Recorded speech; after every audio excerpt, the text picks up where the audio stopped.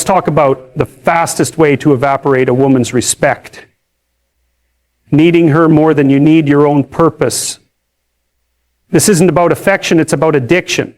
When you orbit her world like a satellite, when her texts become your emotional oxygen, when her attention dictates your self-worth, you've already surrendered the very qualities that made you attractive in the first place. Consider the biology of attraction. Women are instinctively repelled by neediness because it signals one terrifying truth. This man cannot survive without me. That's not romantic. It's a liability. Imagine a ship captain who abandons the wheel to beg passengers for validation. Would you trust him to navigate a storm? Neither will she. Your emotional dependence forces her into a role she never signed up for. Your therapist, your cheerleader, your emotional caretaker. And resentment always follows obligation. This manifests in subtle behaviors, analyzing her tone for hidden meanings, rearranging your schedule, hoping for scraps of her time, molding your opinions to match hers. Each compromise seems small, but collectively they scream, I have no core. Contrast this with the man who's engaged in his own mission. His calm isn't indifference, it's the quiet confidence of someone who knows his value isn't determined by her mood swings. He doesn't check in compulsively, he connects meaningfully. That's the paradox. The less you need her, the more she'll want to be needed by you. The fix isn't pretending not to care, it's having something to care about beyond her. Purpose is the antidote to neediness. When you're consumed by building a life, not a fantasy, your energy shifts from do you like me to do I like you? That subtle flip changes everything. She'll either rise to match your self-respect or reveal herself as someone who preferred you weak. Either way, you win. A woman's respect isn't lost in grand moments, it's surrendered in the thousand small ways a man abandons himself. There's a fundamental truth about masculine attractiveness that transcends cultural boundaries and personal preferences. Women are biologically wired to seek men who demonstrate competence in the real world. This isn't about materialism or superficial status. It's about the undeniable link between your ability to navigate reality and her instinctive assessment of your worth as a partner. When you stagnate, when weeks turn into months without progress, when your ambitions remain theoretical, when you're chronically figuring things out, you're not just failing to move forward, you're actively eroding her respect. Consider the evolutionary psychology behind this phenomenon. For thousands of generations, women who partnered with competent, resourceful men survived and thrived. Those who didn't faced harsh consequences. This selective pressure created an instinctual attraction to markers of capability, not because women are gold diggers, but because survival literally depended on these discernments. Fast forward to today, while the stakes might be lower, the wiring remains identical. When she asks, what are you working on? And you respond with excuses rather than exciting developments, something primal within her disengages. This manifests in subtle but devastating ways. That sigh you hear when you mention playing video games instead of attending that certification course, the way her eyes glaze over when you complain about your job for the 100th time without taking action, these aren't judgments about your hobbies or temporary circumstances. They're biological alarms signaling this man isn't building a future worth joining. Women don't expect perfection, but they do need evidence that you're engaged in the heroic process of becoming more competent. The modern world has complicated this dynamic with dangerous illusions. Social media peddles the fantasy that confidence alone is enough, that you can manifest success without the grueling work of actual skill acquisition.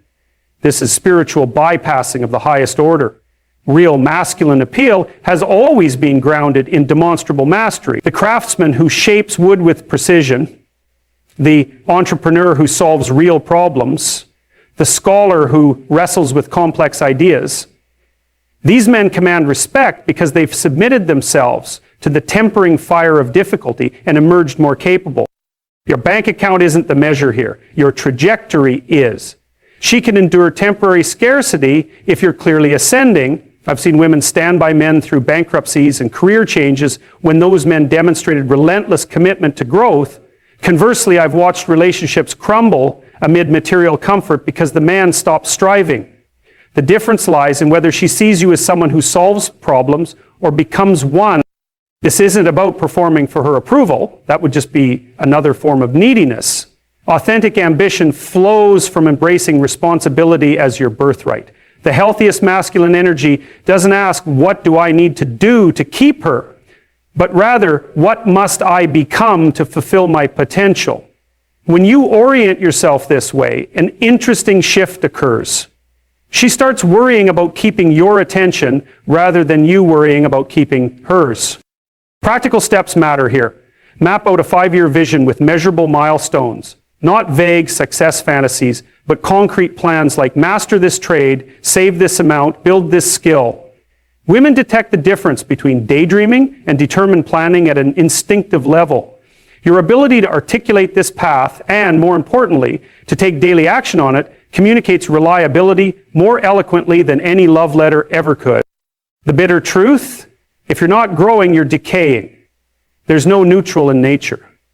That project you've been postponing, that skill you've been meaning to develop, that financial hole you've been ignoring, these aren't just personal failures. They're silent respect killers in your relationship. Every day you tolerate mediocrity is another brick in the wall between you and her admiration. But here's the glorious flip side. Nothing rebuilds lost respect faster than demonstrable progress. Not promises, proof. When she sees you rising at dawn to work on your craft, when she notices you replacing complaint with focused effort, when she witnesses you handling setbacks with stoic determination, something alchemical happens. You're not just improving your circumstances, you're resurrecting her belief in you. A man without purpose isn't just failing himself, he's abandoning his post in the shared struggle against life's chaos. The fastest way to dismantle a woman's respect isn't through overt failure, it's through the slow erosion of trust that comes when your words lose their weight. Every unkept promise, every canceled plan, every I'll get to it later is a tiny fracture in the foundation of her belief in you. Women don't expect perfection, but they require predictability, not because they're controlling, but because their biological wiring interprets reliability as safety, and safety is the unspoken prerequisite for genuine attraction. Consider what you're really communicating when you say you'll call at 8 and text at 9:30 with excuses. It's not just about the phone call, it's a subconscious revelation that your word isn't bonded to action. In ancestral environments, this disconnect could mean the difference between a protected pregnancy and starvation.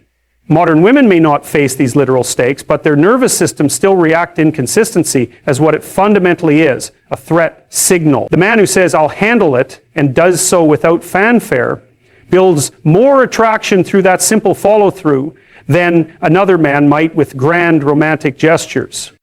This principle manifests most dangerously in what psychologists call commitment creep.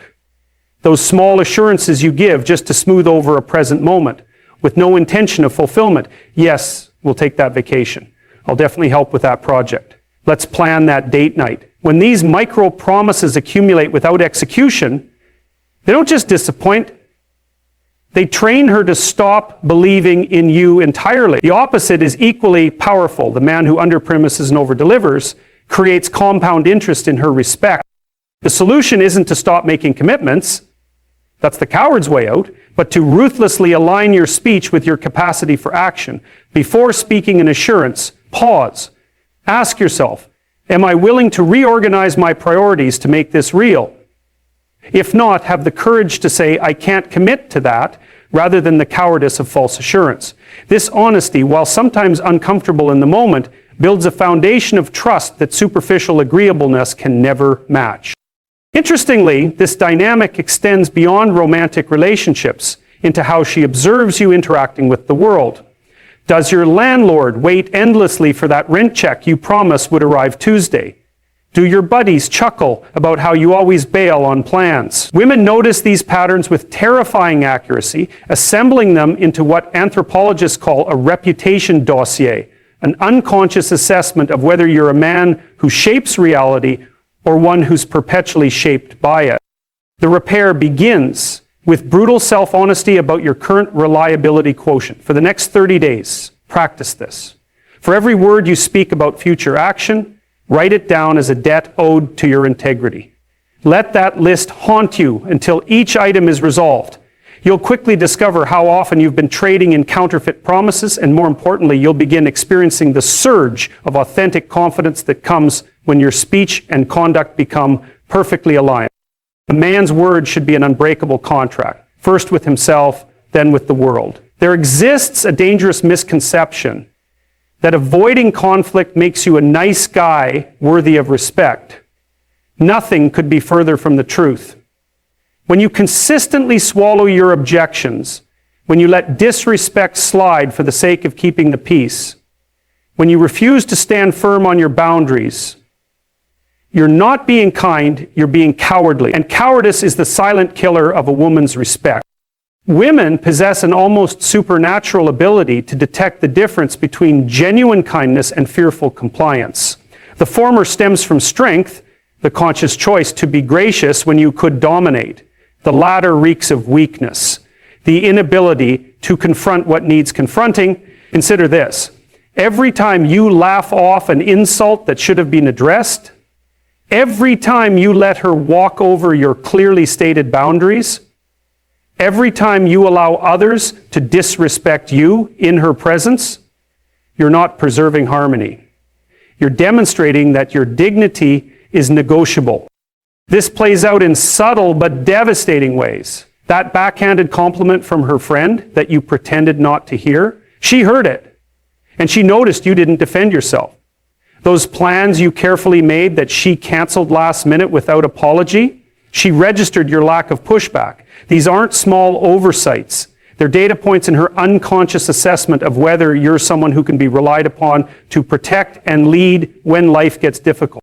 The paradox is that women often test men this way without even realizing it. A sharp comment here, a minor boundary push there. These aren't always conscious acts of aggression. They're primal probes to determine if you're the kind of man who will stand firm when real challenges arise.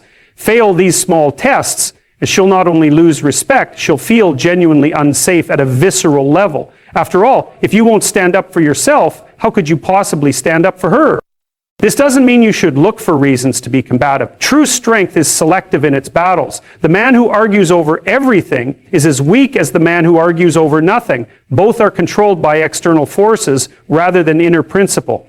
The difference lies in knowing what hills are worth dying on. Your values, your non-negotiables, your core identity. These must be defended with calm, unshakable firmness. Everything else can be let go with grace. The solution begins with developing what ancient warriors called the still point, that unshakable center that remains firm regardless of external chaos. When she says something unacceptable, respond immediately but calmly. That doesn't work for me. When others disrespect you, correct them in the moment, not with anger, but with the quiet certainty of a man who knows his worth. You'll be astonished at how quickly her demeanor changes when she witnesses this quality in you. A woman's deepest attraction isn't triggered by what you're willing to do for her, but by what you're unwilling to tolerate from her. There exists a particularly corrosive mindset that will drain a woman's respect faster than any external failure. The perpetual victim mentality. When you habitually blame circumstances, bad luck, or other people for your problems, instead of taking radical responsibility, you're not just describing your life, you're advertising your unfitness as a partner. Women possess an evolutionary radar for this weakness, and it triggers something deep and primal, disgust. Not the theatrical kind, but the quiet, irreversible sort that can't be reasoned away. This manifests in subtle but devastating phrases. My boss has it out for me, instead of, I need to improve my performance. Women only care about money rather than, I need to develop more valuable skills. Each complaint acts as a brick in a wall between you and her respect. Why? Because at their core, victim statements are confessions of powerlessness. And nothing is less attractive than a man who confesses he can't steer his own life. The bitter irony is that many men think they're bonding when they share these grievances, not realizing they're actually documenting their own inadequacy. The neurological truth is even more damning. When you verbalize victim narratives, you're not just describing reality, you're reinforcing neural pathways that make future victimhood more likely. Your brain believes what you tell it, and so does hers.